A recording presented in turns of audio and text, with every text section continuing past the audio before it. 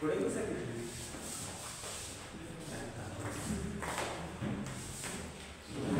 today's topic is posology. Already all of you knows in organ of medicine what should be the dose, repetition of dose, selection of potency, criteria for the selection of potency. So सुरुवातीला आपण potency सिलेक्शनचा chart टाकला planning and programming generally SCR format शेवटी बघूया. त्याच्या अगोदर हाय पोटेन्सीचे indications, medium पोटेन्सीचे, low पोटेन्सीचे indications आणि Wien to administer, dose कधी द्यायला पाहिजे, रिपिटेशन कसं करायचं हे आधी आपण डिस्कस करूया. नंतर तुम्हाला ते चार्टमध्ये आपण इंटरॅक्टिव्ह बघूया. तुम्ही सांगा कुठली पोटेन्सी कुठे वापरली पाहिजे कशी.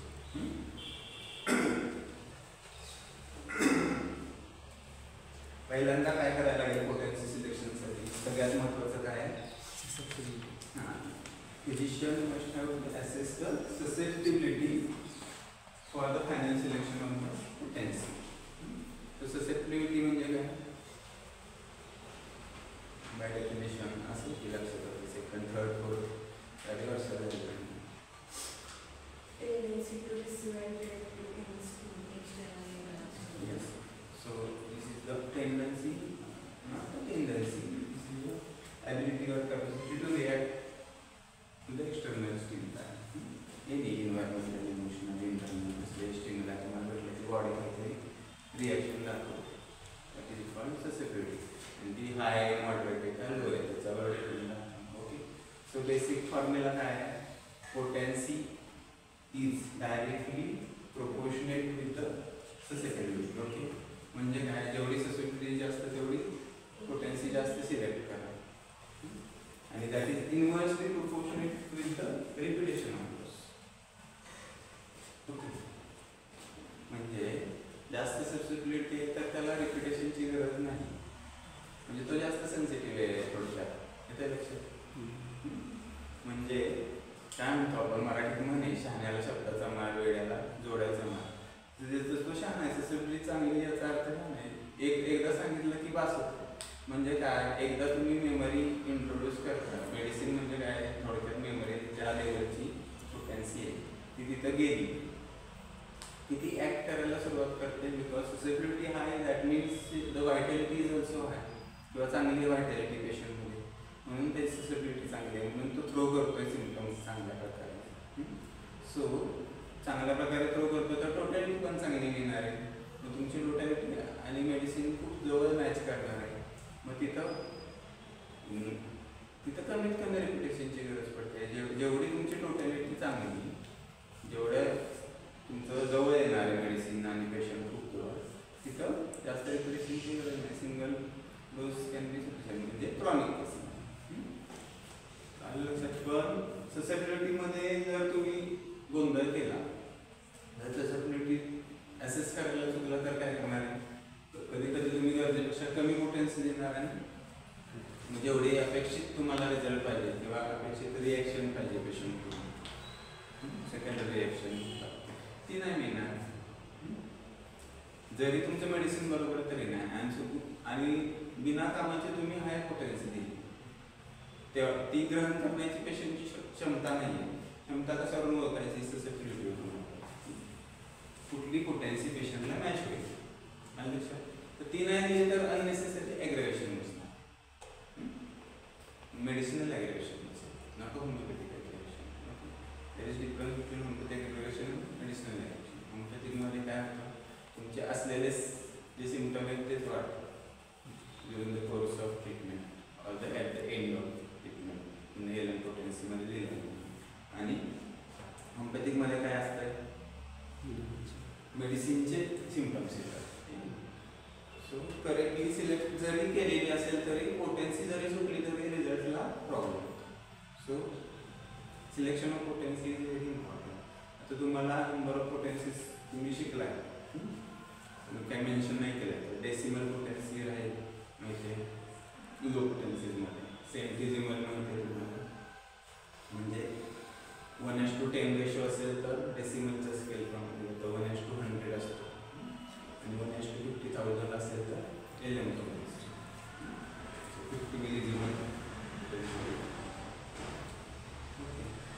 जनरल गाईडलाईन्स काय दिलं बघूया भेटतो. मला सांगितलं तसं सिमिलरिटी जेवढी क्लोज असते म्हणजे काय तर closer the similarity a remedy bears to the picture presently by the patient the higher is the potency. म्हणजे जेवढी टोटॅलिटी तुमची मॅच होते खूप क्लोज आली सगळ्याचं सगळं कव्हर करतंय पेशंट. सगळे तुम्ही जी टोटॅलिटी बनवली मेंटल सिम्पटम्स घेतले, ॲट्रिब्यूट्स घेतले, फिजिकल लेवल्स घेतले आणि कॅरेक्टरिस्टिक पर्टिक्युलर्स पण घेतले पण काही प्रमाणात सगळंचं सगळं कव्हर करताय. आणि तुम्ही मॅथमॅटिकल रेफरन्स घेतला तरी ते पण मॅच होते म्हणजे बाकीच्या गोष्टींमध्ये. तर that means the remedy is very simillimum with the patient. खूप जवळ आहे, क्लोज आहे. तर त्यावेळेस काय करा हाय पोटेन्सी बट तिथं रिपिटेशन कमी झालं आहे. त्याला काय कॉन्ट्राइंडिकेशन नाही to use of higher potency जर खूप मॅच होते. दुसरं काय पॉईंट आहे prescription that is predominantly determined by the mentals in a case gives best result with higher potencies. म्हणजे जिथे जास्त मेंटल सिम्पटम्स आहेत म्हणजे मेंटल प्लेनवर जास्त केस आहे, फिजिकल लेवलला जास्त नसेल किंवा तुम्ही मेंटल डिसीजचे ऑपरेशन असेल 221 पासूनचे पुढचे 20 ऑपरेशनचे सो त्याच्यामध्ये काय आहे हाय पोटेन्शियल वापरायचं. मेंटल डिसीजेसमध्ये किंवा जिथं ज्या मेंटल प्लेनवर जास्त केस असतील that this is a functional case, structural काही नाही तिथं high potential. Third point is with remedies that are enough in the crude form higher potency is given use better results. म्हणजे काय ज्या प्रूव्हिंगमध्ये क्रूड फॉर्ममध्ये त्या इनर्ट आहेत म्हणजे त्या काय रिॲक्ट करत नाही. फॉर एक्झाम्पल रोज तुम्ही मीठ खाता ठीक आहे. क्रूड फॉर्ममध्ये there is no medicinal properties आपण टेस्टसाठी खातो पण टेस्ट तुम्ही पोटंट टेस्ट केलं कॉमनसाठी पोटंट टेस्ट केलं ना टीव्हीसला तर त्याच्यापासून नॅट्रोमोर मेडिसिन केलं तर नॅट्रोमोर 30, 200, 110 असे जे काही पोटेन्सीज आहेत त्याची वेगळी ॲक्शन होती की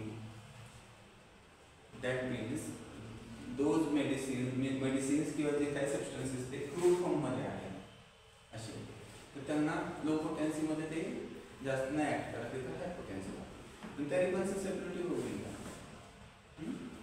अजून काय असं एक्झाम्पल दिलं मी नाही अजून medicines in chronic cases when the higher potencies have been tried with the progressively decreasing response कधी कधी काय होतं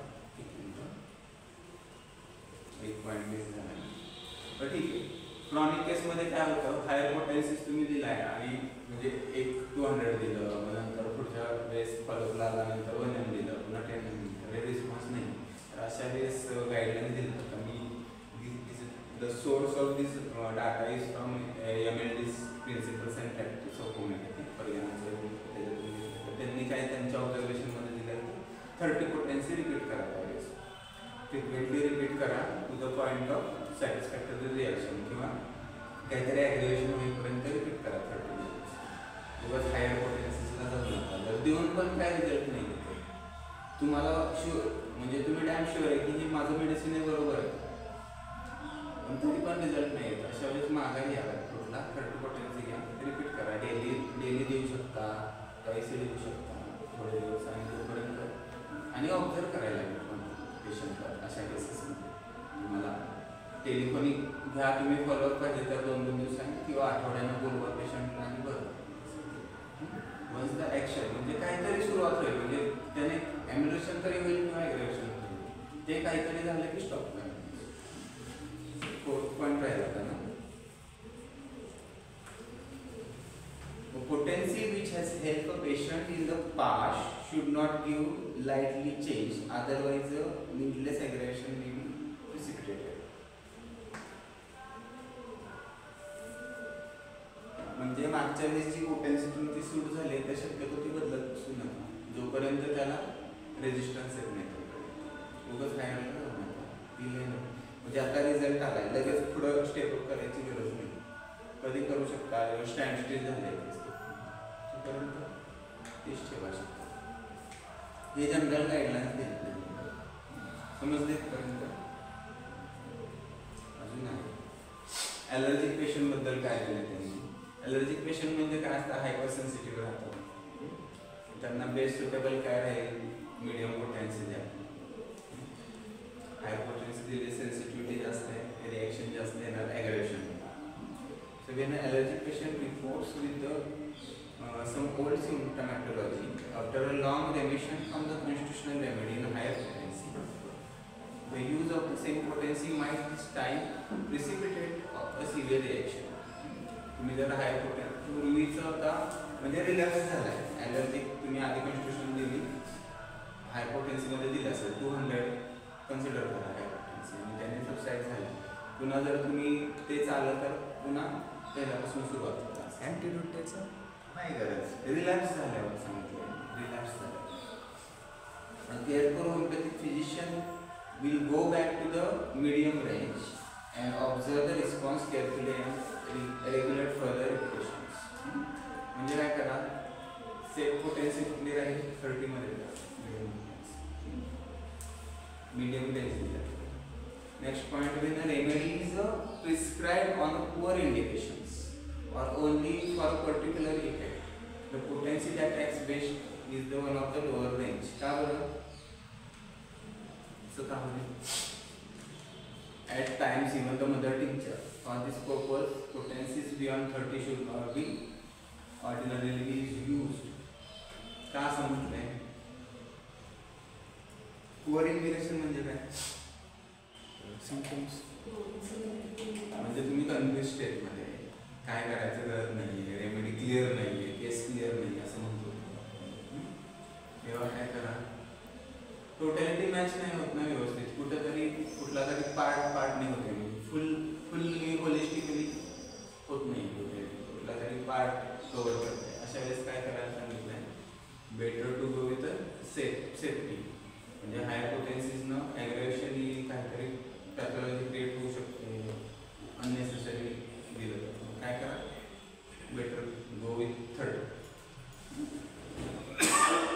30पेक्षा शुअर असेल तर तुमची टोटॅलिटी चांगली आहे तर हायर पोट पहिला पॉईंट बघितला ना आपण की टोटॅलिटी खूप चांगली आहे, सगळं कव्हर करते, तर go with higher potency directly म्हणजे 30च्या पुढचं सगळं आहे. लो पोटेन्सीज म्हणजे काय, डेसिमल स्केलमधला किंवा 30 पोटेन्सीच्या आतला 6C असेल, 12C असेल, 1C, 2C, 3C, 6C, 10C अशी म्हणतात. मदर टिंचर कमी असते का 30C पेक्षा? 1C 1x असतं, 1x. मदर टिंचरची काय पोटेन्सी राहते, 1x म्हणजे 1:10चं डायलेशन असतं. म्हणजे किती पोटेन्सी, हाफ सी झाली, 1x म्हणजे हाफ सी. फार्मसी झाले की तुम्हाला first year. In acute illnesses affecting vital organs, a differing response is seen according to the potency in blood. Acute illness मध्ये काय काय करायचं? High potency is frequently repeated lead to crisis, and medium or low potency is frequent repetition leads to lysis. आता हे तुम्ही जर repertory मध्ये बोरलँड्स pneumonia जर केला असेल, एक्झाम साठी असेल किंवा वाचला असेल तर ह्या दोन कन्सेप्ट कळतील, लायसिस म्हणजे काय, क्रायसिस म्हणजे काय, त्यांनी बोरलँडने त्यांच्या फिलॉसॉफीमध्ये दिले. ओके, सो का क्रायसिस म्हणले तिथं, हाय पोटेन्सीज फ्रिक्वेंटली रिपीट केलं तर जर तुमचं मेडिसिन बरोबर असेल, एकदम परफेक्टली तुम्ही शुअर शॉट आहे, ॲक्यूट केस आहे, तिथं हाय पोटेन्सी दिल्या फ्रिक्वेंटली रिपीट केल्या तर कमी कालावधीत तुमचं डिसीज म्हणजे तो जो आठवड्याभर लागणार आहे तो 3 दिवसात पेशंट बरा होईल किंवा 2 दिवसात बरा होईल. पण तर क्रायसिस का म्हटलं तर तुमचं चुकीचं मेडिसिन घेतलं तर पेशंटला बॅड होणार, मग ती रिॲक्शन येईल, फेटल रिॲक्शन येऊ शकते. That's why the word use crisis. Crisis म्हणजे काय, हळूहळू कमी करणे. तर बोरलँडचे तुम्ही फिलॉसॉफी पुन्हा वाचा, बोरलँडचं छोटंसं असेल बोरलँड निमोनिया बुक, त्याच्यात सुरुवातीचा इंट्रोडक्शनचा पार्टमध्ये दिली. सो क्रायसिस लायसिसमध्ये काय, मीडियम पोटेन्सीज वापरा असं बोललं दिलं. निमोनियाच्या केसेसबद्दल बोललं, पण इथे इन जनरल आपण ॲक्यूटमध्ये बघतो. तिथं काय करायचं, मीडियम पोटेन्सी द्या, टीडीएस क्युडियस द्या, बघा वाट बघा, हळूहळू पेशंट बरा होतो. म्हणजे हे सेट प्ले झाला. Third is, we shall now consider some of the specific indications and contraindications for the use of high low and ते चुकून पॉईंट पडले तिथं automatic high low and medium potencies and special application of ascending potencies. तर high पोटेन्सीज म्हणजे काय, medium म्हणजे काय किंवा त्याचे इंडिकेशन कॉन्ट्राइंडिकेशन्स जस्ट बघूया. आणि असेंडिंग पोटेन्सीज माहिती आहे तुम्हाला ना, मार्गारेट टायलरची कन्सेप्ट आहे का नाही लक्षात काय, ऑर्गेनॉनमध्ये झालं आहे सांगितलं असेल तर. सो हाय पोटेन्सीचे आधी कॉन्ट्राइंडिकेशन. हाय पोटेन्सी म्हणजे काय, तर potencies which are above the 30 potency. म्हणजे 31 पासून ते CM पर्यंत या MM पर्यंत काय म्हणतात कुठला असं 30 नंतर अवेलेबल कुठला 30 नंतर 200 500 मिळत नाही आपल्या पूर्वी होत्या म्हणजे ह्याच्यात दिलं त्यांच्या लेसर रायटिंग्समध्ये. नंतर काय 1M 2M पण आता नाही 10M अजून काय होता 10M झाल्यावर 10 नंतर 50ला डायरेक्ट म्हणजे त्यांनी फ्रिक्वेन्सीज एकदम डायरेक्ट थोडेसे 50M नंतर CM म्हणजे 100M नंतर 1000M MM होते तिथपर्यंतचा पोटेन्सी मिळत नाहीत आपल्याला 1mmच्या पण केमच्या लेसर रेटिंग्समध्ये आहेत. सो कॉन्ट्राइंडिकेशन काय दिलं आहे पोटेन्सीचं ते बघा. तर advance pathological changes in vital organs is the first contraindication. आपण लो पोटेन्सीचे इंडिकेशन्स हे बघतो की पॅथॉलॉजिकल केसेस असतील, ठीक आहे, पॅथॉलॉजी काहीतरी डेव्हलप झाली, स्ट्रक्चरल चेंजेस झाले, that means the indication is low potency. ब्रॅकेटमध्ये काय आहे, which also contraindicates the use of deep acting constitutional remedies. Okay, structural changes असतील तर हाय पोटेन्सी तिथं डीप ॲक्टिंग कॉन्स्टिट्यूशनल रेमेडीज वापरू नका, तर सेक्टर रेमेडी वापरा किंवा फिजिकल रेमेडी वापरा. This state is signified by a predominance of the symptoms of the disease, the individual symptoms pointing to the remedy being scanty. Physical examination and the special examinations furnish the necessary evidence. The killer type of fungal aggravation results in the deep acting constitutional remedy in a high potency if it is administered. Okay. In this condition म्हणजे काय, जेव्हा pathological केस असते, pathology develop होते त्याचा अर्थ काय, sensitivity कमी होत गेली म्हणून तेवढ्या लेवलला त्याने पॅथॉलॉजी डेव्हलप केली. म्हणजेच काय, त्याचा मायरम सोराट सायकोसिस सिफिलिसपर्यंत गेला. म्हणजे सिफिलिसला हँडओव्हर करायला लागतं डिटेल्स, याचा अर्थ त्याची सेन्सिटिव्हिटी आणि व्हायटॅलिटी कमी. अशा वेळेस तर त्याला हायर पोटेन्सी दिली तर ती मॅच होणार आहे का, नाही, ठीक आहे. त्याला सहन होईल एवढंच द्यायला पाहिजे ना डोस पेशंटला. आपण हायर दिला तर काय होणार आहे, आता ह्या केसमध्ये पॅथॉलॉजिकल केसमध्ये जर तुम्ही डिफेक्टिव्ह कॉन्स्टिट्यूशनल रेमेडीज दिल्या किंवा हायर पोटेन्सीजमध्ये कुठलाही रेमेडीज दिला तर किलर टाईप ऑफ ॲग्रावेशन येऊ शकतो. मग ह्याला रिझॉल्युशन म्हणून आणि म्हणून त्याच्या लाईफच्या शेवटच्या टप्प्यात एलएम पोटेन्सीज, जिथं लोअर पोटेन्सीमध्ये इथं मदर टिंक्चर्स एवढी काम करत नाही, 1x 2x किंवा 6x 6C पर्यंतच्या मेडिसिन्स तेवढ्या लेवलला काम करत नाही.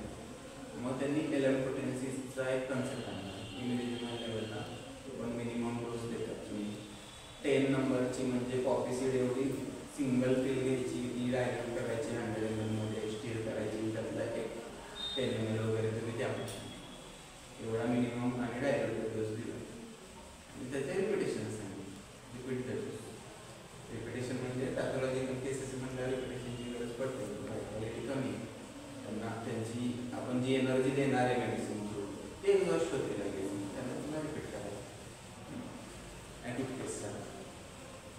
दुसरं काय दिलं आहे, hyper sensitive patient tend to prove particularly every remedy administer to them. मी दिलं आहे ना हायपोकॉन्ट्रॅक्ट किंवा hyper sensitive patient prove every remedy they get असं वाचलं असेल कशात तरी.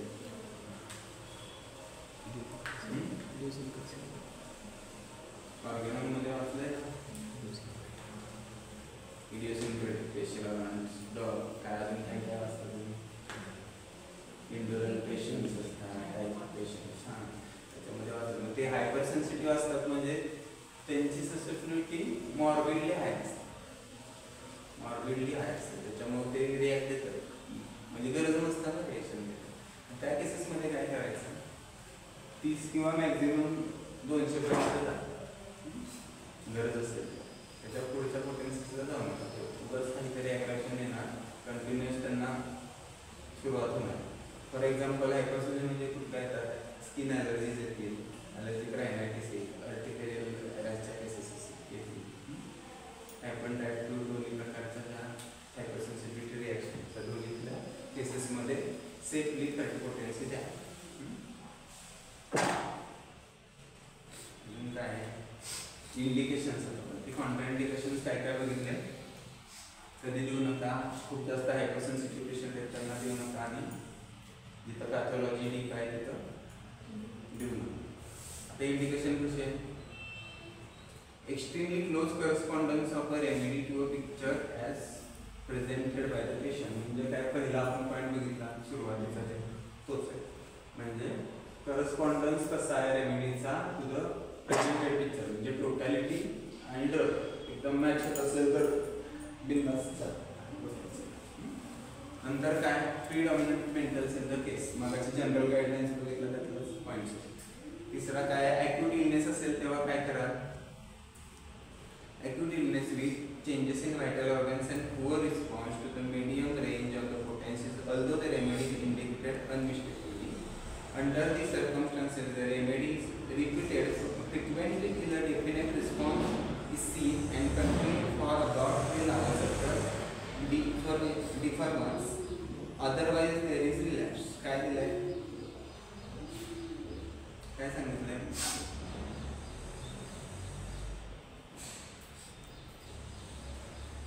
जेव्हा मीडियम रेंजच्या पोटेन्सी तुम्ही सिलेक्ट केला ॲक्यूट केसमध्ये 30 नाही रिस्पॉन्स येत तेव्हा मग तुम्ही 200ला जा. ॲक्यूट केसमध्ये काय होतं, बऱ्याचदा व्हायटॅलिटी चांगली असते ना, सुरुवातीला तरी चांगली असते, मग नंतर मग एकदम पेशंट जेव्हा डिहायड्रेट होतो किंवा जातो किंवा अजून पॅथॉलॉजी काही क्रिएट होते, ब्लड डिस्प्लेसियाज होतात, व्हायटॅलिटी कमी कमी होत जाते, त्यावेळेसची गोष्ट वेगळी. पण इनिशियल फेजमध्ये तरी तुम्ही you can go with high potencies with frequent repetitions.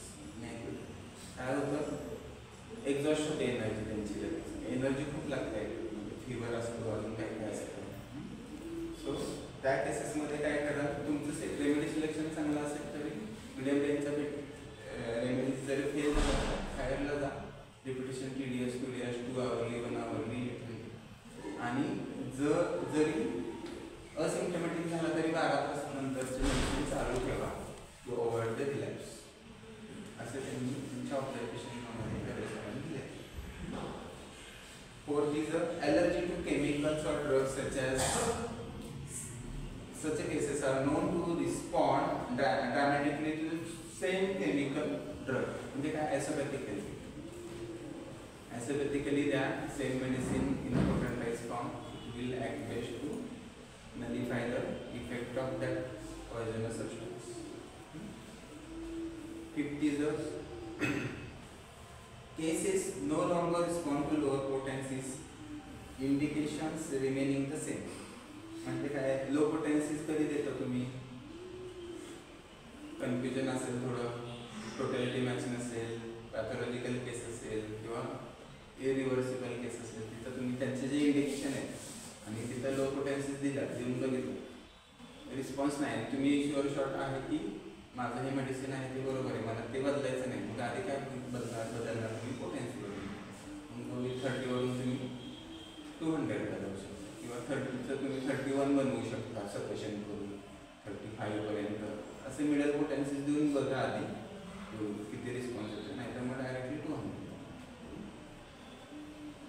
कळलं हाय पोटेन्सीचं इंडिकेशन कॉन्ट्राइंडिकेशन्स. लोअर पोटेन्सी, लोअरचं काय तुम्हाला कॉमन, लोअर म्हणजे काय म्हणायचं सांगितलं तर 30च्या आतल्या ज्या सगळ्या पोटेन्सीज आहेत त्या, सेंटिझिमल मधल्या 30च्या आतल्या सगळ्या, डेसिमल मधल्या पण सगळ्या, आणि त्याचं इंडिकेशन काय, कॉन्ट्रा इंडिकेशन पहिल्यांदा बघायचं. हायपरसेन्सिटिव्ह patient show a tendency to come down with the medicinal aggravation. तिथं पण लोअर पोटेन्शियल आहे 30 द्या, बिकॉज 30 मध्ये केमिकल सबस्टन्स काय राहत नाही. तर जे पेशंट हायपरसेन्सिटिव्ह आहेत एखाद्या ड्रगला, त्या ड्रगचं कंटेंट काय राहत नाही 30 मध्ये. अवेलेबल नंबर क्रॉस केला आहे 30 23C च्या पुढच्या ह्याच्यात काय तुम्हाला मायक्रोस्कोपिक लेवलला नाही सापडलं. So here 30 potency is the same. So don't go for lower potency hypersensitive and don't go for a high potency also. मगाशी बघितलं 200 च्या पुढे जाऊ नका, 30 च्या आत येऊ. द्यायला काय हरकत नाही, म्हणून ते तुमचं जजमेंट पाहिजे कसं आहे काय त्याची सेन्सिटिव्हिटी कमी झाल्यानंतर. Remedies that are highly active in the food state like phosphorus are not tolerated in the lower potency. The 30 is the same.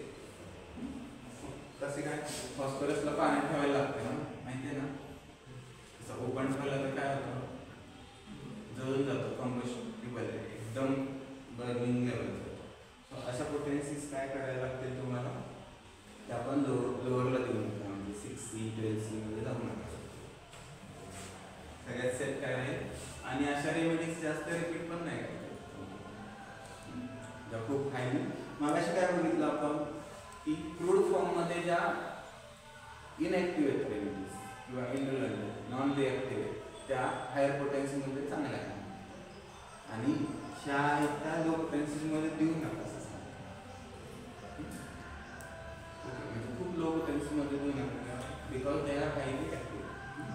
किंवा पॉयझनस सबस्टन्सेस आहे इथे लक्षात. किंवा आर्सेनिक सारखे remedy it is also poisonous in crude form. त्याचं lower potential वापरूच नका, 30% टाका. दुसरं काय आहे, cases with predominantly mental symptoms will not respond to the product. मला सांगितलं तसं मेंटल सिम्पटम्सला हायर पोटेन्शियल असते किंवा मेंटल केस असेल तिच्या लोअर पोटेन्शियल किंवा मध्ये टीचर त्याला काहीच काम नाही.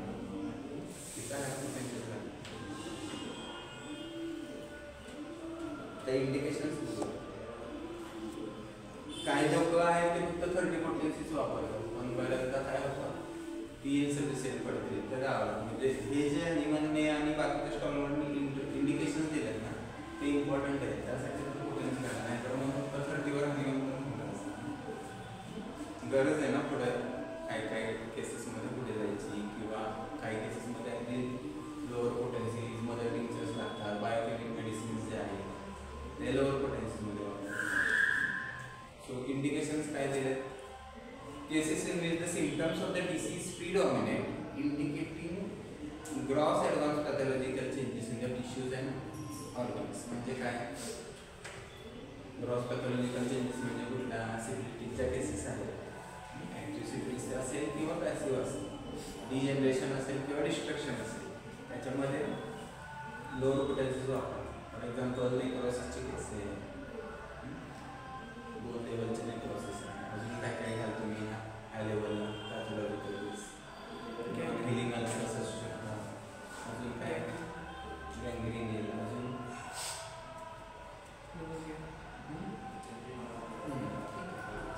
So these are the pathological cases. तिथं काय करा, इंडिकेशन काही लो पोटेन्सीचे खूप जास्त पॅथॉलॉजिकली डेव्हलप झालंय, पण ती कुठली रेमेडी तिथं डिफेक्टिव्ह कॉन्स्टिट्यूशनल देऊ नका. आधीच झालंय डिस्कस. तिथं काय करणार आहे तुम्ही, त्याचं सेक्टर रेमेडी काढा, त्याचं फेजिक रेमेडी काढा, आणि ती low potency. Second is organ remedies. Organ remedies म्हणजे काय, organ remedies which are not properly proved and are generally employed for the particular effect of a definite scale. ह्या remedies त्या बऱ्याचदा सोर्सेस आहेत आजीबाईच्या वाटेवरून आलेल्या आहेत तिकडच्या, युरोपमधल्या असतील नसतील, आणि त्याचे आपण इंजेक्शन केलं नंतरच त्या प्रूव्ह झाल्या. काही आयुर्वेदातल्या रेमेडीज घेतल्या त्या प्रूव्ह केल्या, पण त्याचं फुल ब्लोन पिक्चर नाही आहे, ड्रग पिक्चर आपण जे म्हणतो तसं नाही आहे. तर त्या केसेसमध्ये पण त्या रेमेडीज पण लो पोटेन्सीजमध्ये त्या म्हणजे सेफ राहील, उगाच ॲग्रेशन नवीन काही सिम्पटम नाही. म्हणजे सेक्टर रेमेडीज तुम्ही बघता, फॉर एक्झाम्पल रेनल सेक्टर, रेनलला काय देतात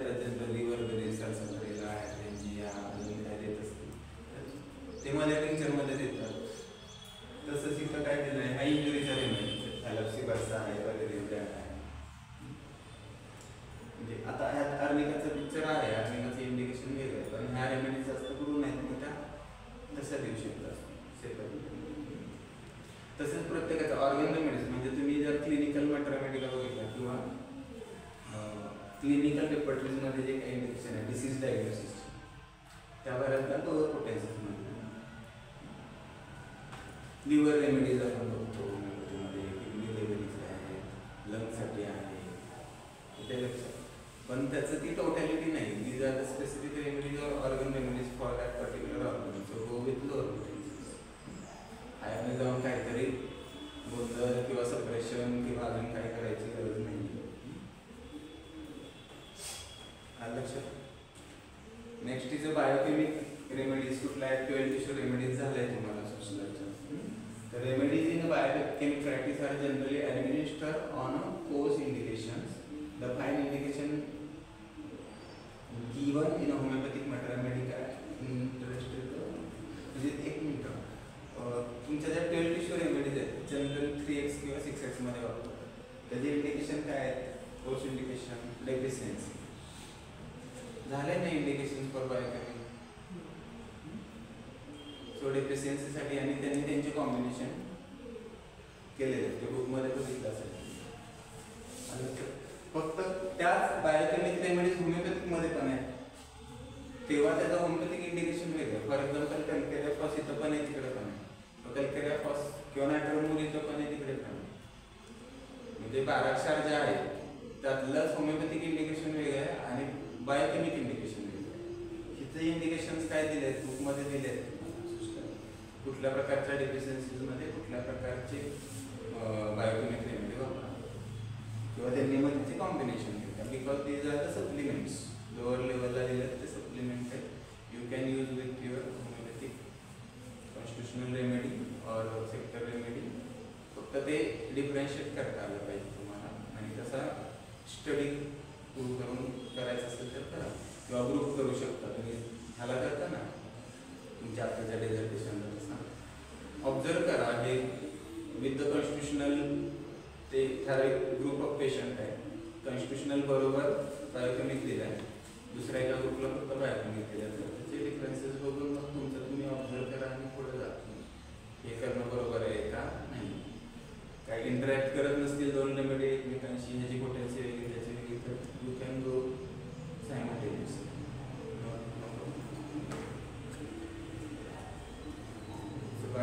These remedies therefore are generally administered in low range in the decimal scale. When these remedies are administered for a greater specificity, however medium or lower higher potencies are involved. Greater specificity म्हणजे काय? Constitutional लेवलला जेव्हा त्या remedies येतात त्या सगळ्याच constitutional remedies येतात बायोकेमिकच्या. फॉस आहेत, मॅक्स आहेत, कॅल्केरियाज आहेत, तुम्हाला माहिती आहे. असं काय लोअर पोटेन्सीचं लक्षात आलं का? कधी इंडिकेशन आहे सगळ्यात महत्त्वाचं पॅथॉलॉजिकल आणि व्हायटॅलिटी लो असते तिथे आणि सेसिबिलिटी पण लो असते. पॅथॉलॉजिकल चेंजेस म्हणजे ह्या बाकीच्या गोष्टी पण तुम्हाला बॅकअप द माइंड नाही कळायला पाहिजे की सेसिबिलिटी कमी आहे, व्हायटॅलिटी कमी आहे म्हणून तिथं पॅथॉलॉजी ग्रोथ झाली आणि मायाझम ॲडव्हान्स झाला. त्या चारही गोष्टीचा बॅकअप द माइंड विचार करा म्हणून लो पोटेन्सी इंडिकेशन. आता काय आहे मीडियम पोटेन्सी. मीडियम पोटेन्सी म्हणजे काय? तुम्हाला सेफली कुठल्या गोष्टीला जायचं असेल तर गो विथ मीडियम पोटेन्सी. असंच मागाच्यापासून आपण तेच बोलतो. Medium are the only potencies that can safely be employed in the hypersensitive type of patients. It should be a general rule of commence the treatment with the 30th potency. If one entrance any doubts about the accuracy of the prescription or about the probability of the aggravation, it is likely to prove damaging. काय दिलंय इथं doubts आहे म्हणजे confusion आहे टोटॅलिटीला. आणि accuracy of prescription म्हणजे काय? Confusion स्टेटमध्ये आहे कुठल्या पण म्हणजे क्लॅरिटी नाही, केसची पण क्लॅरिटी नाही, टोटॅलिटीची क्लॅरिटी नाही आहे. पण ठराविक अशी रेमेडी पुढे येते मॅट्रामेडिकलच्या डिफरन्सिएशननं पण थोडंसं काहीतरी मॅच होतं. सो डाऊटफुल असेल त्यावेळेस सेफली जा 30ला हायरला जाऊ नका किंवा खूप लोअरला पण जाऊ नका. अदरवाईज काय होईल? काहीतरी पेशंटचे डॅमेज करणार तुम्ही हायर पोटेन्सीजला जाऊन. एकतर डिसीज ॲग्रेवेट होईल, रॉंग डिरेक्शनने जाऊ शकते केस किंवा चुकून कधी काही रिएक्शन होऊ शकते. In some of the skin allergy, it is a good practice to call the patient every day to note the effect of the previous single dose of the remedy like sulfur 30 and to repeat till either definite amelioration is seen or a slight aggravation makes its appearance. Skin ॲलर्जीच्या मागाशी hyper sensitivity पेशंटमध्ये बघितलं आपण. So skin allergy is also part of hyper sensitive patient, म्हणजे ते react करतात. So त्या केसेसमध्ये काय करायला सांगितलं आहे की फॉर एक्झाम्पल सल्फर सिलेक्ट केले रेमेडी, सल्फरचा एक डोस दिला, त्याच्यानंतर डेली पेशंटचा फॉलोअप घ्या. रोज बोलवायची गरज आहे असं पण नाही, टेलिफोन एक व्हिडिओ कॉल बोलू शकता आणि त्याचं ऑब्झर्वेशन मेन्शन करा इथे लक्षात. किंवा त्यांनी सांगितलंय repeat till either definite amelioration. Sulphur सारखी रेमेडी एवढी रिपीट नाही करत आपण, पण दुसरी कुठली रेमेडी इंडिकेटेड असते तर ती डेली बेसिसला ओडी ओडी ओडी किंवा याच्यासला द्या. बघा एक तर अम्युलेशन स्टार्ट झालं की स्टॉप द रिपिटेशन, अदरवाईज कुठलं तरी काहीतरी ॲग्रेवेशन तरी झालं पाहिजे. पण ते कशाचं पाहिजे, ॲटिसिकचं पाहिजे, म्हणजे होमिओपॅथिक ॲग्रेवेशन गोष्ट, नॉट द ड्रग्सचे स्वतःचे काहीतरी वेगळे सिम्पटम नाही. त्यानेच काय करा, स्टॉप करा, त्याच्यानंतर पेशंटला रिलीफ करा. डिकेन शेड्यूल ऑब्झर्वेशन प्रमाणे इनिशियल ॲग्रेवेशन येतं आणि नंतर ते जाईल किंवा इनिशियल ॲग्रेवेशन देन ॲग्रेवेशन ह्या फेजपर्यंत इथं जाईल. किंवा ट्युबरक्युलिनबद्दल पण सांगितलं आहे. नोझोड आहे ना, नोझोड्स should not be given in lower potencies. Simply त्यांनी 200 potency. केंटली झाले आमचे potencies. हायर मीडियम आणि मीडियम चालतं, हे सगळं झालं. लोअर पोटेन्सीज हायर आणि indication from indications. Now this is the ascending potency. This concept is introduced by Dr. Margaret Tyler. Some instances a reaction fails to ensure even after repeated doses of the same potency. A restudy of the case confirms that same remedy.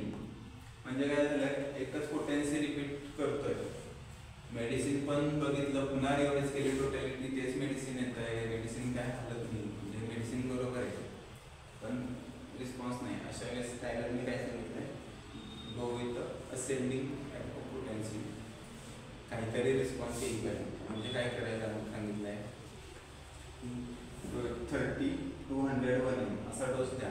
आज 30 दिला, रोट्याला 1 दिला, 1 म्हणजे next डेला consecutive डेजला द्या किंवा consecutive followers द्या, म्हणजे आठवड्याने पण देऊ शकता. आणि त्याची रिॲक्शन बघा काय येते, आयदर काहीतरी रिस्पॉन्स येईल, आयदर ॲम्युलेशन येईल किंवा ॲग्रेवेशन येईल तिथपर्यंत तरी. किंवा असे दिले त्यांनी 200, 1M, 10M किंवा 1M, 10M, 50M. Depending on कशावर येते तुमची ससेप्टिबिलिटी, कुठली पोटेन्सी सिलेक्ट करायची, again depend on susceptibility, vitality, pathology काय आहे, रिव्हर्सिबल इरिव्हर्सिबल फंक्शनल चेंजेस काय त्याच्यावर. A single dose of each potency being repeated on consecutive days to the point of reaction. As soon as a reaction is observed, further stimulation is stopped. This is the scheme recommended by Margaret Tyler. Okay. काय सांगितलंय, काय कुठल्या तरी point पर्यंत trigger झालं पाहिजे, काहीतरी केसला काहीतरी रिॲक्शन येईपर्यंत द्या. म्हणजे कुठल्या केसेसमध्ये सांगितलंय, सगळ्या केसेसमध्ये असं करायला नाही सांगितलं. ज्या केसमध्ये इंडिकेशन आहे हायर पोटेन्सीचं, तुम्ही ठराविक पोटेन्सी देता 30 किंवा 200 आणि सेम रिपीट करताय पुढं तरी तिथं स्टँडस्टिल झाले केस, म्हणजे स्टेटस को आहे, म्हणजे तुम्ही रिवाइज करून बघितले केस तर तीच मेडिसिन येत आहे. अशा वेळेस तुम्ही असेंडिंग पोटेन्सीला जा. त्यांनी काय केलं,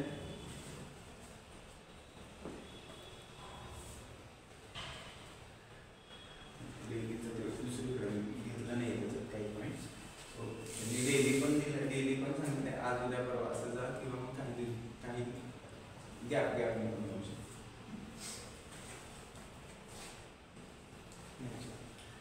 एक वेळेला पोटेन्सीचं झाला विषय आपला, आता ॲडमिनिस्ट्रेशन ऑफ द मेडिसिन कधी द्यायचं औषध. त्याचे काही पॉइंट्स आहेत. This is an important consideration to practice to which every often adequate thought is not given, though it is not given. We can avoid unnecessary aggravation or failure to obtain the best possible response to the remedy. त्याच्यासाठी basic guidelines मध्ये एकदम महत्त्वाचं काय लक्षात ठेवा की रेमेडीचा जो मटेरियलमध्ये दिलेला ॲग्रावेशन पिरियड आहे तो अवॉइड करा आणि ॲग्रावेशन पिरियडच्या थोडंसं अगोदर before and during the time किंवा जे काय ॲग्रावेशनचे पिरियड्स काही इम्युन फेजेस दिलेत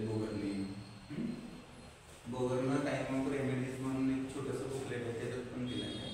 आणि ॲडमिनिस्ट्रेशन कधी करा तर निश्चित इंटरव्हलला करू शकता किंवा ॲम्युलेशनच्या फेजमध्ये हे बेसिक पॉईंट्स सांगतो.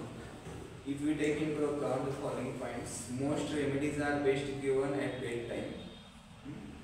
Most of the remedies. पण ज्या रेमेडीजला बेड टाईमला नाईटला ॲग्रावेशन आहे त्या देऊ नका. बेसिक काय ॲग्रावेशन पिरियड टाळा. आज बरेचसे ओपीडी आहे नक्सोमिका बेसिक बेसला सल्फर देऊ नका नाईटला. ज्या मॉर्निंग ॲग्रावेशनच्या रेमेडी आहेत त्या नाईटला द्या. नॅट्रॉनवर सकाळी 11 AM ॲग्रावेशन असते तर ते best to give at the night time. So sulfur is best given on an empty stomach in the morning. If sulfur is given at night to a case not having insomnia, it is said to give rise to it. म्हणजे त्यांना insomnia develop होऊ शकतो नाईटला गेलं तर. However, if the patient has insomnia, then it will put him to sleep. जर असेल तर त्यांना झोप लागेल, नसेल तर उलट डेव्हलप होईल म्हणजे ड्रगचे काहीतरी सिम्पटम डेव्हलप होतील. हे द्या MLD दिलेले पॉईंट्स त्यांच्या ऑब्झर्वेशन प्रमाणे टाका. A remedy should not be administered either before or during the period of aggravation. It should be administered after the period of aggravation. Thus, Natramur should not be given in the morning, but preferably be at bedtime. Lycopodium is preferably at bedtime or early morning. Evening aggravation है lycopodium pulsatilus सारख्या remedy. Generally हे remedy आपण select करतो तेव्हा material दिलेलं असेल aggravation time, general aggravation. किंवा synoptic कीमध्ये दिलं आहे किंवा बोगरने तर बरोबर चांगला टाईम मॉडॅलिटी व्यवस्थित दिलं त्या ॲग्रावेशनच्या मून फेजेस पण दिले त्यात रेफरन्स घ्या किंवा इव्हन बोरिकमध्ये तुम्ही बघता त्यात पण मिळते. In diseases characterized by periodicity, a deep acting remedy should not be administered just before or during paroxysm. Same मगाचा पॉईंट होतोच. Constitutional remedy before or at the time of aggravation देऊ नका. A superficial remedy may be administered during the paroxysm if necessary. Thus, in a case of Natrum, Bryonia may be administered. म्हणजे त्यांनी remedy relationship बघितले. Acute मध्ये काय बसतंय किंवा फेजला काय बसतंय. नॅट्रोमोर कॉन्स्टिट्यूशन आहे तुमच्याकडे केस डिफाईन आहे ऑलरेडी. नॅट्रोमोर कॉन्स्टिट्यूशन आहे ॲक्यूट फेज घेऊन आले आणि आता ॲक्टिव्ह चालू आहे तर त्यावेळेस कॉन्स्टिट्यूशनल शक्यतो देऊ नये. अदरवाईज इट विल अजून ॲग्रेवेशनमध्ये जाईल. During an acute phase to be followed up by the natrum mur. म्हणजे ॲक्यूट फेज झाल्यानंतर पुन्हा कॉन्स्टिट्यूशन द्या.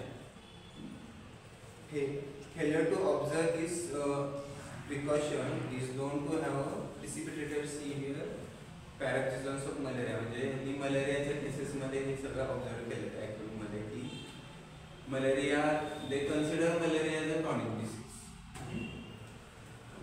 सो कॉन्स्टिट्यूशनल रेमेडीज लागते मलेरियाच्या केसमध्ये. पण आता अगोदर ॲक्टिव्ह फेज आले ॲक्यूट आले तर कॉन्स्टिट्यूशनल देण्याऐवजी काय फेज घेतलेले चायनाई किंवा दुसरा काय त्या देऊन नंतर कॉन्स्टिट्यूशनला जातो. ॲक्यूट झालं तर क्रॉनिकमध्ये काय acute phase often precludes the constitutional remedy for fear of precipitating and aggravation. म्हणजे काय ॲक्यूट क्रॉनिक केसमध्ये ॲक्यूट फेज येते बऱ्याचदा. सेपर साईडला you can go with the acute remedy किंवा फेजिक remedy. A related superficial remedy often works best, controlling the acute exacerbation and preparing the ground for म्हणजे आधी काय केलं तुम्ही आता इथं acute फेज झाली कुठली पण क्रॉनिक केसेस म्हणजे acute exacerbation of asthma for example chronic cases अस्थमाची अस्थमा बिंग सायकोटिक डिसीज त्याला कॉन्स्टिट्युशनल लागेल किंवा इंटरकरंट अँटीसायकोटिक लागेल. पण आजचा तो ॲक्यूट एक्झासर्बेशन घेऊन आला तर त्याची टोटॅलिटी ॲक्यूटची वेगळी बघा म्हणजे ॲक्यूटचं मोडॅलिटीज बघा, सिम्पटम्स बघा, अजून त्याचं स्पेसिफिक कॅरेक्टरिस्टिक काय येतात त्या बघून ॲक्यूटची रेमेडी द्या. Characteristic modalities, characteristic concomitant, mental associated symptom काय येतात ते सगळं बघून पटवून ॲक्यूट द्या. देन सबसाईड झाल्यानंतर go with constitutional. When prescribing for menstrual troubles, the remedy this same दिलाय त्यांनी एक्झाम्पल दिलाय. The remedy very often has to be selected on the constitutional grounds and is best administered immediately after the menses.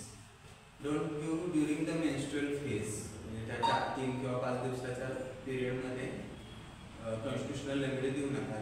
जर काही डिस्मेनोरॉयची केस आहे किंवा irregular मेन्सेसची केस आहे किंवा अजून काय तर कॉन्स्टिट्युशनल रेमेडी कधी द्या ते पिरियड्स केल्यानंतर द्या. म्हणजे त्या मेडिसिनला तेवढा वेळ मिळतो ॲक्ट व्हायला टू होल्ड त्यांचे जे काय सगळे प्रॉब्लेम्स असतील. त्यावेळेस काय कराल मग डिस्मेनोरिया असेल तर मग काय कराल मॅक्पस देऊ शकता, नक्सोमिका देऊ शकता किंवा अजून काही इतर रेमेडी द्या आणि ते झाल्यानंतर कॉन्स्टिट्युशनल इन जनरल गाईडलाईन्स दिली.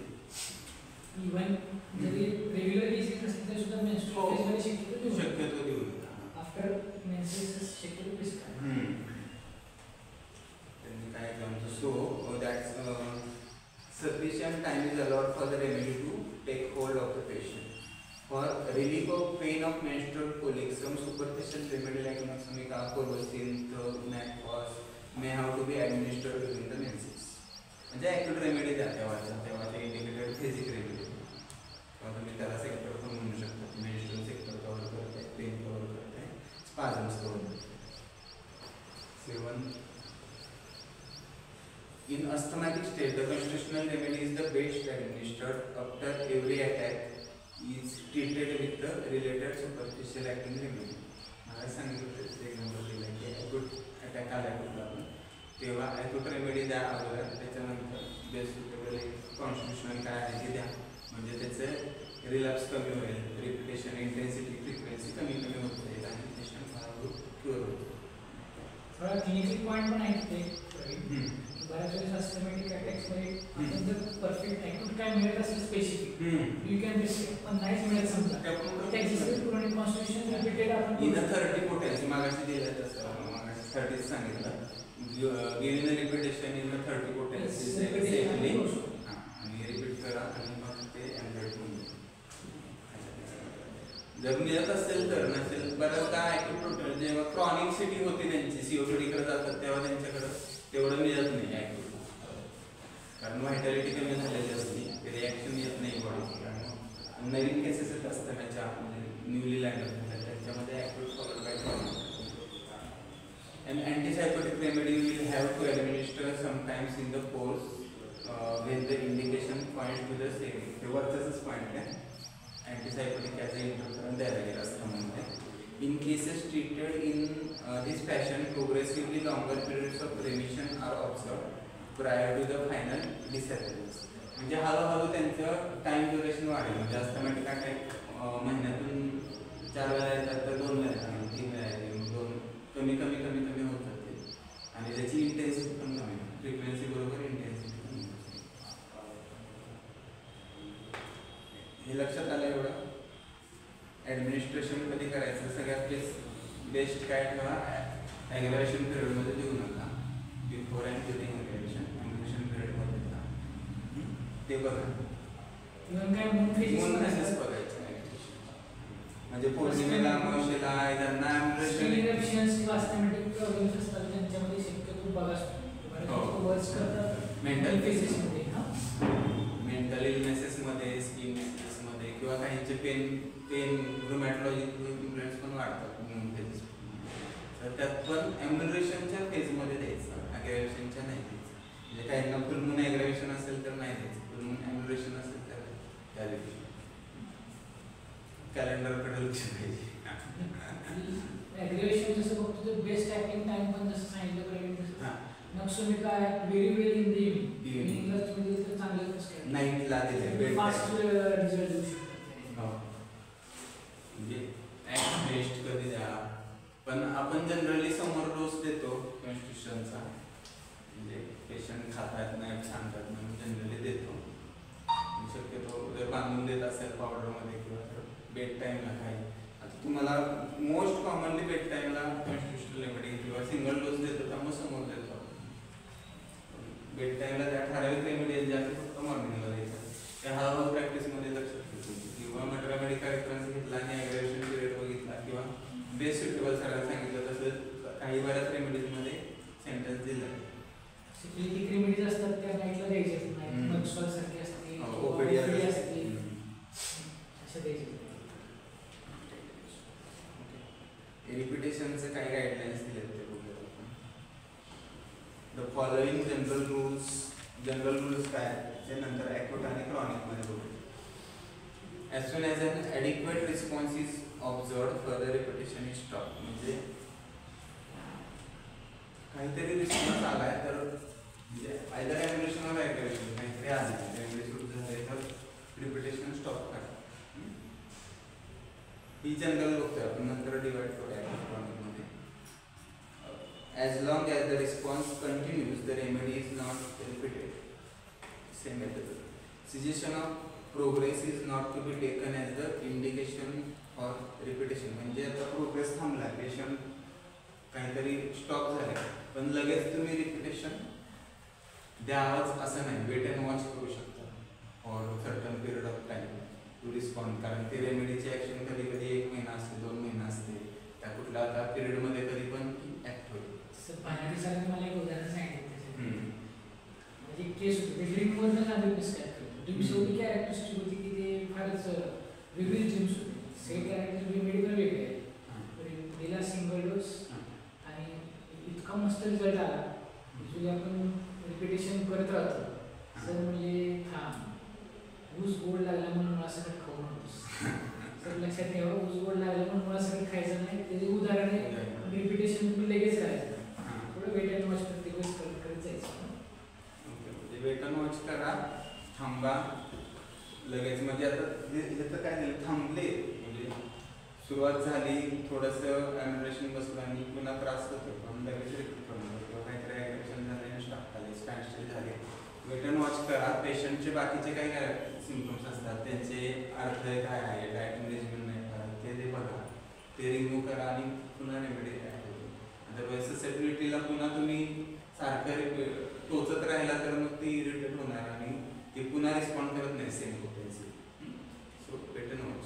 क्रोनिक डिसीज आहे ना, कधी तुमचा असा बरा होते ना नाही, असा पॅटर्न ग्राफिकल हळूहळू त्याचा ग्राफ खाली येत जाणार आहे पण तो ग्राफिकल बरा होत जाणार. तो असा सडन फटके नाही म्हणून. The only indication for repetition is the return of the symptoms that have disappeared under the action of the remedy. म्हणजे गेलेले सिम्पटम पुन्हा जर येत असतील तेव्हा मग एक डोस रिपीट करायचा. ही क्रॉनिक केसमध्ये ही जनरल गाईडलाईन्स आहेत. ॲक्यूट केसेसमध्ये आपण बघूया. ॲक्यूट केसमध्ये काय होतं, एनर्जी भरपूर लागते. मला सांगितलं तसं सगळं त्यांची व्हायटॅलिटी चांगली असते सुरुवातीच्या काळात, ससेबिलिटी खूप चांगली असते त्यामुळे थ्रो करतात सिम्पटम्स. त्याच्यामध्ये काय अशा वेळेस हायर पोटेन्सी आपण म्हणतो इन जनरल गाईडलाईन्स पण better way go with 200 potency नाही ॲक्यूट हायरच आहे. खूप जास्त हायर लेवलला वगैरे जाऊ नका आणि एक्झॉस्ट होते लगेच एनर्जी म्हणून मग रिपीट करायला लागतो पुन्हा डोस. Therefore frequent repetitions are indication. Frequent म्हणजे काय, खूपच जास्त तास द्यायचं काही गरज नाही. तुम्ही असेस करा केस कशी आहे, किती लागणार आहे. कधी कधी एका डोसवर पण होतं बऱ्याच जणांचं. सो ऑब्झर्व 16 तासापर्यंत 12 तास ऑब्झर्व करा आणि मग ठरवा की पुन्हा रिपीट द्यायचं नाही द्यायचं. As the response is obtain the frequency is cut down प्रोग्रेसिव्हली. म्हणजे तुम्ही QDS देत असेल TDS करा, BD करा, OD करा आणि बंद करा, टेपर करा. रिस्पॉन्स चांगला यायला लागला की ॲक्यूट केसेसमध्ये रिपिटेशन्स कमी कमी करा. So that the dose tapers gradually. Premature cessation of the remedy is known to promote a relapse. म्हणजे ॲक्यूट केसमध्ये खूप अर्ली पण बंद करू नका मेडिसिन. मग असं दिलं आहे सरांनी गाईडलाईन्स दिले आहेत की 12 तास तरी चालू ठेवा मेडिसिन. जर पेशंटला सिम्पटॅमिक झालं तरी नेक्स्ट 12 आवर्स चालू ठेवा. म्हणजे तुम्ही जसा देत असेल गोळी बिडी काय असेल ते म्हणजे टू अवॉइड द रिलॅप्स. आमचा पण आयपीडी मधला आमचा काय 5-6 वर्षाचा एक्सपिरियन्स असा आहे की मॅडम आम्ही एखाद्या व्हायरल असेल किंवा डेंग्यू असेल टायफॉइड असेल एखादं डिस्क्राईब केल्यानंतर जर जनरल्स पहिल्यांदा इम्प्रूव्ह होत असतील ते ॲपेटाईट असेल थ्रस्ट असेल स्लीप असेल बॉयल्स असतील जर इम्प्रूव्ह होत असतील तर फॉरगेट तिकडे फ्युअरकडे जास्त लक्ष देऊ नका. हळूहळू गोष्टी येणार खाली. जनरल्स पहिले इम्प्रूव्ह व्हायला लागले तर लगेच रिपिटेशन पण करू नका. रिटर्न वॉच पण करा. देन आपण हळूहळू त्या गोष्टी भरायचं ते करू. पेरिंग्स लॉ प्रमाणे बघतो आपण की पहिलं इंटरनल व्हायटॅलिटी वाढायसाठी जनरल्स इम्प्रूव्ह होतात mind and body. Naveen chronic case. Chronic केसमध्ये काय रूल आहे? Single dose should be the rule. म्हणजे एकच डोस द्या शक्यतो आणि म्हणजे सुरुवातीला देन वॉच करा काय करा रिपिटेशन लागेल तेव्हा मेडिसिन मोस्टली तुम्ही डिफेक्टिंग कॉन्स्टिट्युशनल मेडिसिन देता. त्याच्या ॲक्शन्स बऱ्याचदा दिलेल्या आहेत. रेमेडी रिलेशनशिपचा जो चॅप्टर आहे दोघं नाही टाकला आणि गोळी तुम्ही घेत नाही. 30 डेज आहे 45 डेज आहे 60 डेज आहे. ॲटलिस्ट तोपर्यंत तरी वेट अँड वॉच करा. मेडिसिन बरोबर आहे बरोबर असेल तर काहीतरी ॲम्युलेशन येईल किंवा स्लाईट ॲग्रेवेशन बसेल आणि काही क्रॉनिक केसमध्ये आणि पुढं येत राहील. पण काहीच रिस्पॉन्स नसेल तर त्यांना अगेन रिवाइज करतो.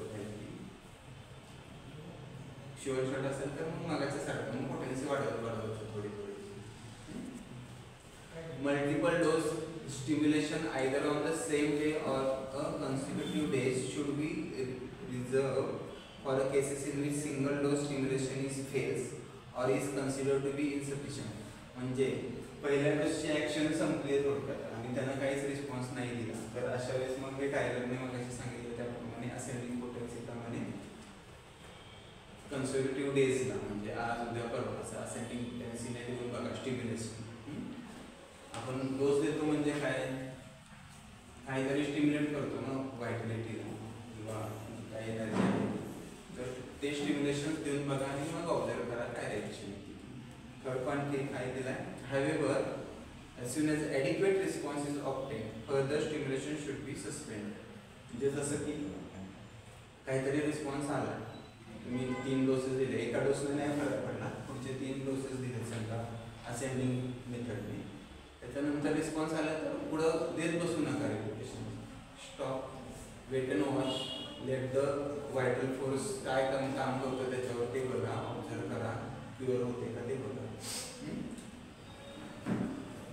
The action of single dose may continue for months if not interfered with. Interfere कशाने करणार आहे तुम्ही? काहीतरी खाल्लं अँटीडोट केला पथ्य काय असेल ते पाहिले नाही ते तर त्याने इंटरफेअर होणार. Otherwise no need to repeat. Action चालू असते मंथ्सपर्यंत. Finally, before changing a potency, multiple dose stimulation should be tried. Otherwise, a needless aggravation is precipitated. Before changing potency, same potency मध्ये थोडेसे diluted dose किंवा 200 असं चालू ठेवा. लगेच हायरला 1 ला जाण्याच्या अगोदर म्हणजे त्यांनी त्यांचे ऑब्झर्वेशन दिले की needless aggravation होऊ शकतो. कामाचं हे नसतं ना पेशंटला aggravation होऊ शकतो. So repeat the same potency for few period of time म्हणजे आणि त्याचे ॲक्शन काय ते बघा. त्याला पण रिस्पॉन्स नसेल तर मग जा क्रॉनिक केसमध्ये एवढे पॉईंट.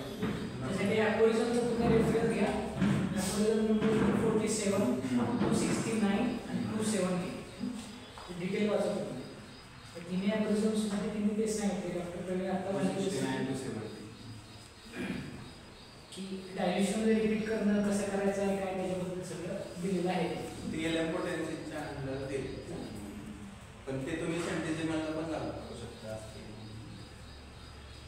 सो आता आतापर्यंत माहिती झाल्या तुम्हाला ससेप्टिबिलिटी आणि ह्या त्या गोष्टी माहिती आहेत की काही प्लॅनिंग अँड प्रोग्रामिंग करा. काय काय सांगा. पोटेन्सी ऑफ चॉईस आणि repetition. Susceptibility for example here high susceptibility असेल तर पोटेन्सी काय असेल? लो. हाय. हाय हाय सर. रिपिटेशन कमी. मगाशी काय सांगितलेलं. So susceptibility is directly proportionate with the potency and inversely proportionate with the repetition ratio. So इथं moderate असेल susceptibility तर moderate potency आणि repetitions depending on your choice कशी गरज आहे. आणि low susceptibility असेल, low कधी असते advanced irreversible वगैरे तर पुढे आहेत पॉईंट. तर त्यावेळेस low potency with frequent repetition. The sensitivity at the mental and neurological plane ला sensitivity जास्त असेल तर काय करणार? सांग काय म्हणते प्रतीक्षा? Potency of choice should be high म्हणजे तिथं मेन्शन करा. लो. ॲलर्जी सेन्सिटिव्हिटी जास्त आहे. अरे मेंटल प्लेनला सेन्सिटिव्हिटी जास्त आहे, न्यूरोलॉजिकल नाही. तर तेव्हा potential of choice should be high. Repetition कमी लागतं. मेंटल डिसीजेस मध्ये पण दिले ह्यांनी माहिती की लो फ्रिक्वेन्सी कमी करा, रिपिटेशनची कमी करा.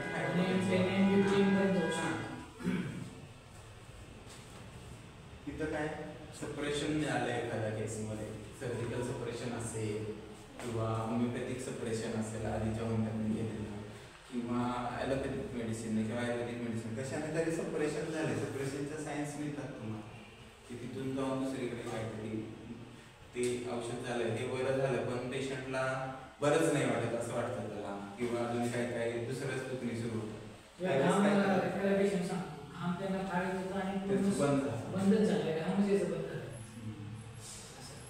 अनइझी वाटतं, हेल्दी दिसतात पण त्यांना आतून फ्रेश वाटत नाही, बरंच वाटत नाही असं वाटतं.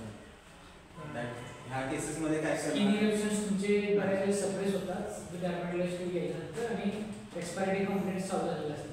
पण तुम्ही जे ऑब्झर्व करायला सर थर्मल सोल्यूट पडतो. थर्मल्सवर हां thermal salt dose and potency matter. Thermals are just to this is one of the filter for your remedy selection. Thermals depends on your metabolic हे इंटरनल तुमचं ॲनाबॉलिझम मेटाबॉलिझम किती आहे त्याच्यावर राहते.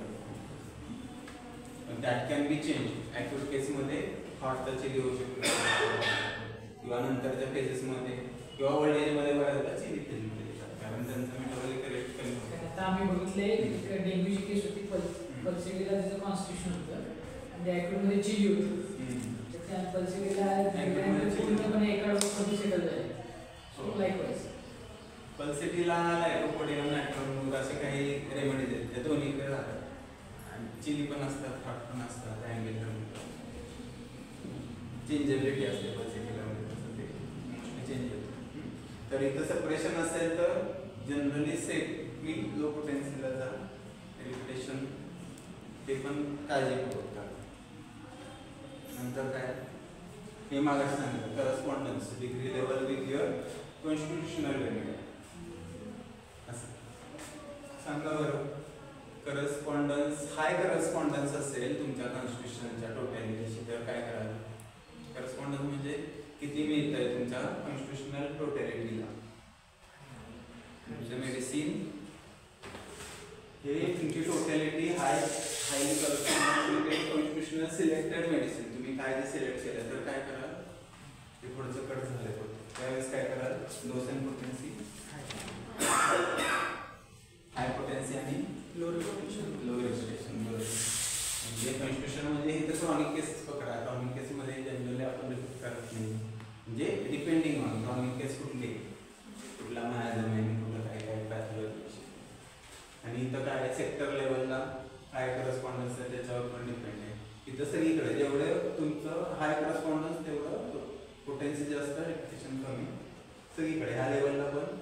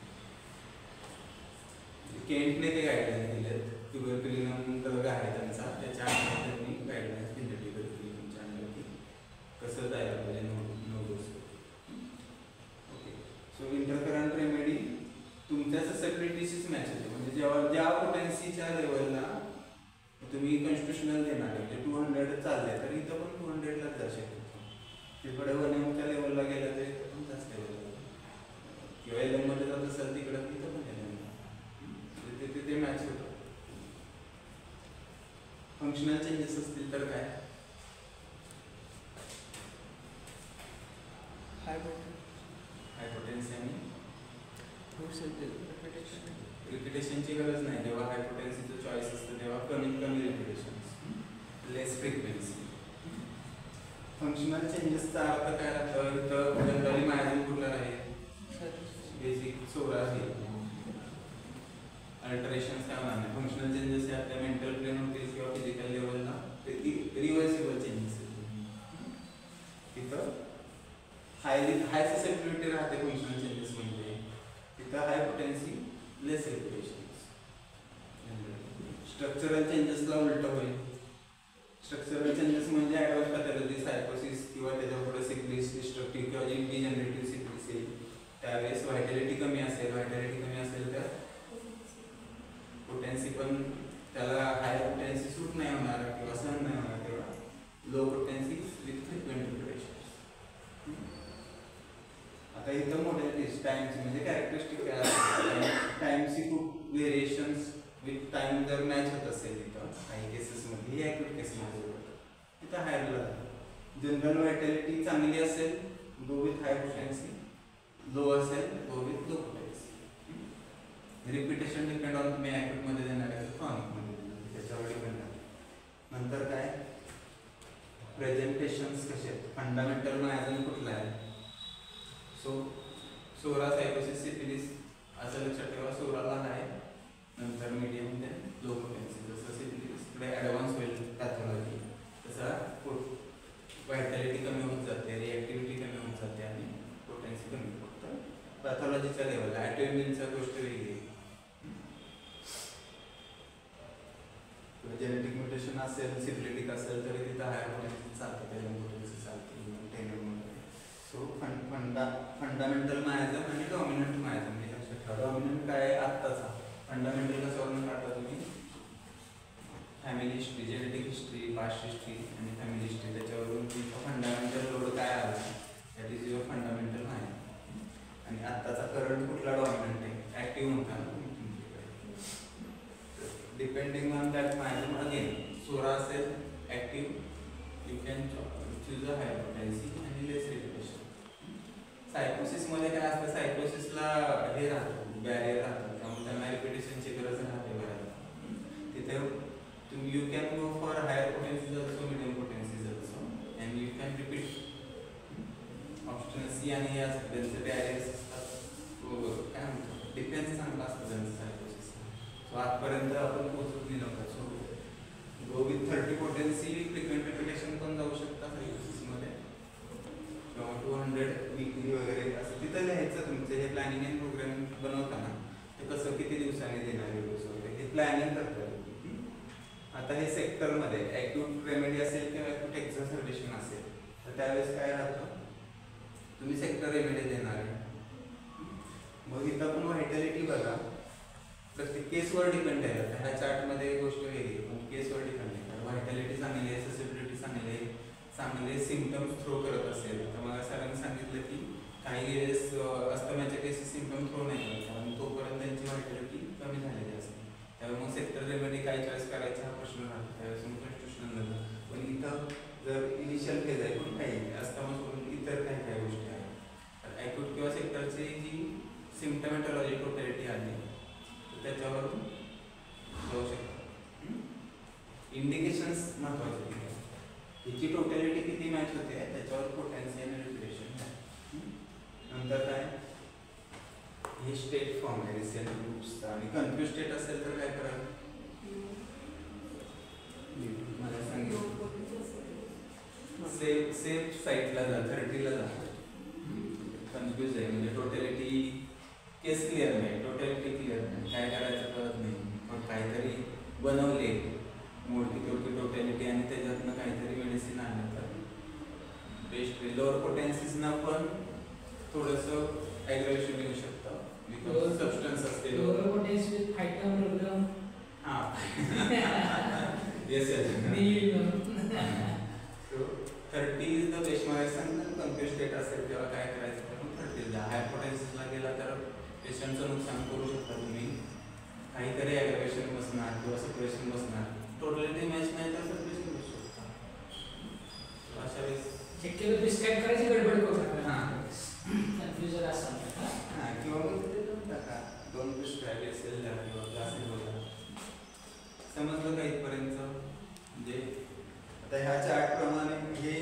आतापर्यंत झालं ना त्यातलं हे त्यातले सगळे पॉईंट्स महत्वाचे आहेत तुम्हाला. काय काय ठरतं, ससेप्टिव्हिटी, रिव्हर्सिबल आहे काही रिव्हर्सिबल आहे, मायाझम्स आणि व्हायटॅलिटी, हे 4 महत्वाचे पॉईंट्स तर मिस नाही करायचे. मग त्यात आणि त्यात केस ॲक्यूट आहे का क्रॉनिक आहे, सेक्टर रेमेडी देत आहे, कॉन्स्टिट्युशनल देत आहे, इंटरकरंट देत आहे, त्याच्यावर पण ठरवतं. मायाझम सिफिलिटिक आहे, सिफिलिटिकचा ॲटोइम्युन आहे. फॉर एक्झाम्पल आपण इथे विटिलिगोला बघतो पण 30 to 100 1mला जातो, कारण ते त्या लेवलला काम करतं. डिस्ट्रक्शन एवढं खूप म्हणजे काय म्हणतो व्हायटल ऑर्गन्सला गेलेलं नाही. किंवा आरएमध्ये पण आपण 200 पेस्ट पोटेन्सी आपण सिलेक्ट करतो. तसं जर सिफिलिस आहे आणि ॲडव्हान्स स्टेजमध्ये गेलं आहे आणि व्हायटॅलिटी पोस्ट कॅन्सरस कंडिशन्स असतील किंवा गँग्रीन आहे, नॉन हिलिंग अल्सर्स आहे, त्या केसेसमध्ये काय करणार आहे तुम्ही, तिथं व्हायटॅलिटी कमी झाली आहे,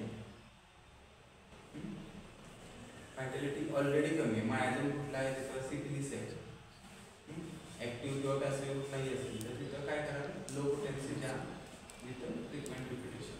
म्हणजे इव्हन त्यांनी गाईडलाईन्स दिलं मध्ये टिंचर्स वापरा किंवा डेसिमल स्केलमधल्या पोटेन्सी वापरा किंवा 3C 6C 12C पर्यंतच्या ज्या 30च्या आतपर्यंत पोटेन्सी वापरा. ठीक आहे, समजलं. आणि सारकोड्स लो पोटेन्सीमध्ये द्या, जनरल गाईडलाईन्समध्ये, नोझोक्साईड तर हायर पोटेन्सीमध्ये द्या. ह्या काही काही गोष्टी लक्षात ठेवा. आणि काही रेमेडीज मला सांगितलं तसं क्रूड फॉर्ममध्ये, व्हेरी ॲक्टिव्ह फॉर्ममध्ये आहेत तर त्या लो पोटेन्सीजला जाऊ नका सांगितलं. मिडियम पोटेन्सी फॉर एक्झाम्पल त्यांनी फॉस्फरसचं दिलं आहे.